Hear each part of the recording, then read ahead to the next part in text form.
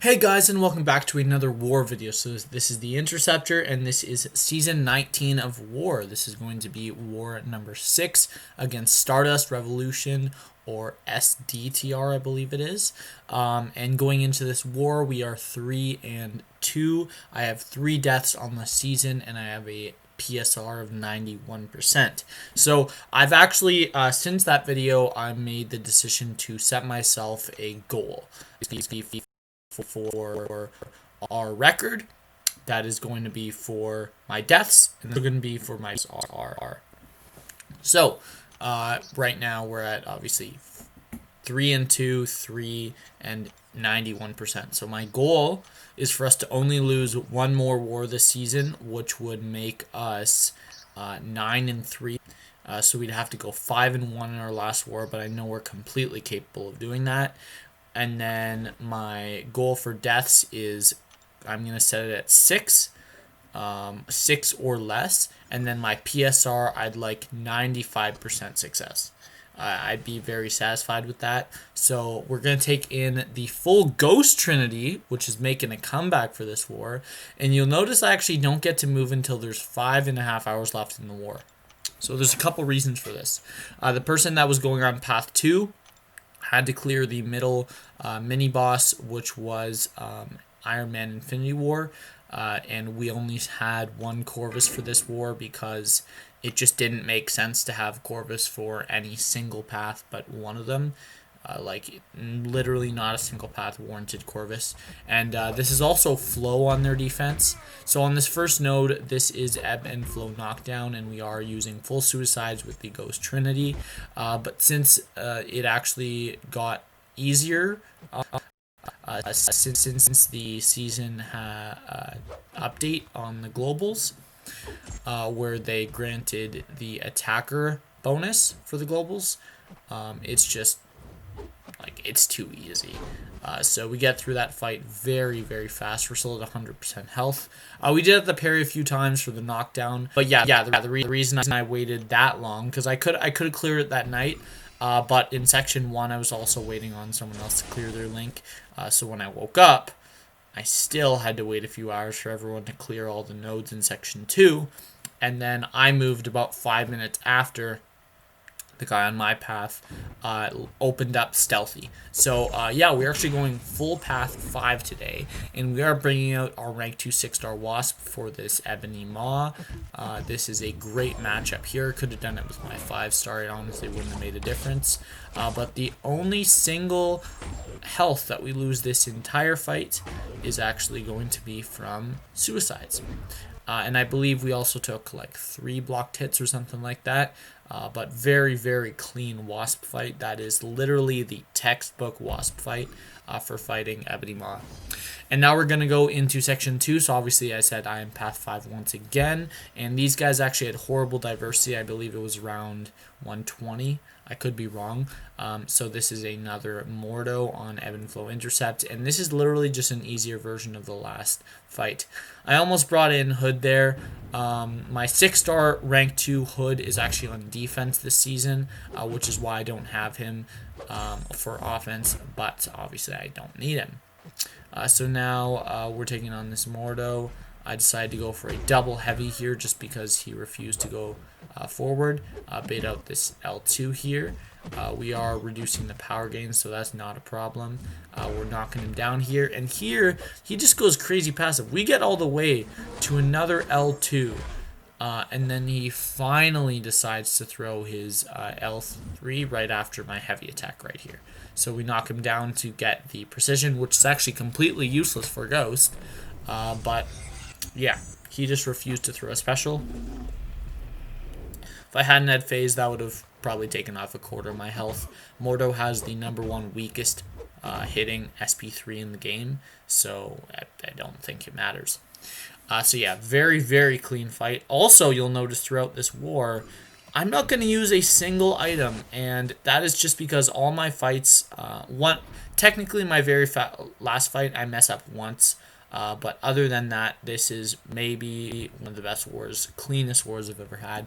This is Wasp on Aegis Intercept. So after I get off my first intercept. All I'm really worried about is not having her evade. This is a rank 2 6-star wasp, and it's unawakened, as mine was up until recently.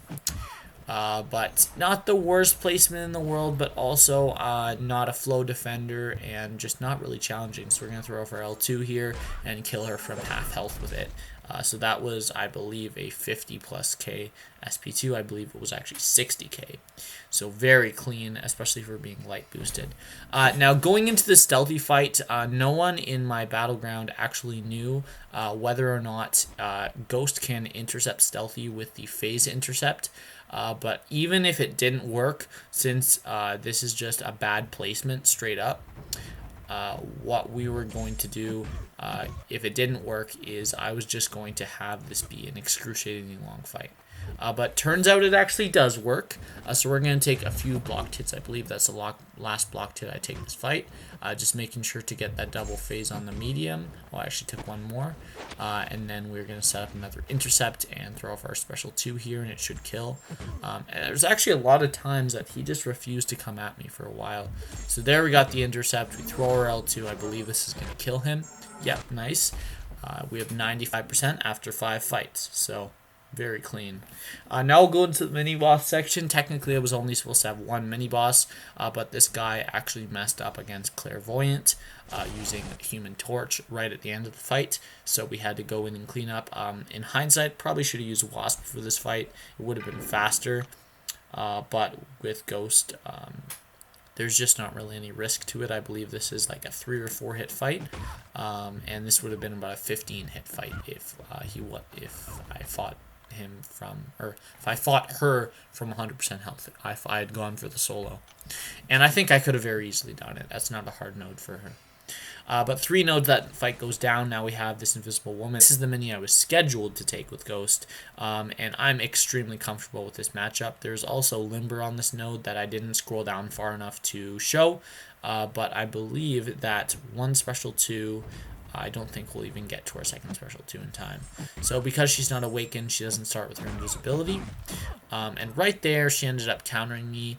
I'm not actually sure what happened there, but we hit an intercept so we don't have to deal with brute force. We parry light attack to get rid of the miss, and then we parry again. So what my strat is if she doesn't run into me after I remove the invisible, then what we're going to do is we're just going to use 2 parries per cycle. And since I know that there's absolutely a 0% chance it's going to take more than 2 cycles, that I'm very safe to just parry a few times. So there she throws off her L1. I parry the first hit, just because I'm not really worried at all about the damage, and we are healing a lot from the I don't know what the debuff's called, but yeah, this fight is over. We throw off another L2. Could have thrown off my L1 at the beginning of the combo. It would have killed.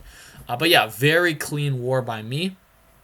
And the boss was actually a warlock with flow, and since there just wasn't really anything hard about it, we took it down. But I also had no chance to counter it, so I had no chance of going in there. So yeah, that is going to be the end of the war. We took a massive win against these guys. These guys skipped over 50 of our defenders. In section 1 in each battleground, they took all 3 paths, like all 3 sections, so paths 1 through 9. And then in battleground 1 and 3, they took paths 1 through 3, and in battleground 2, they took paths 7 through 9. So they left up 2 sections in every battleground, so which is basically the equivalent of 1 entire battleground.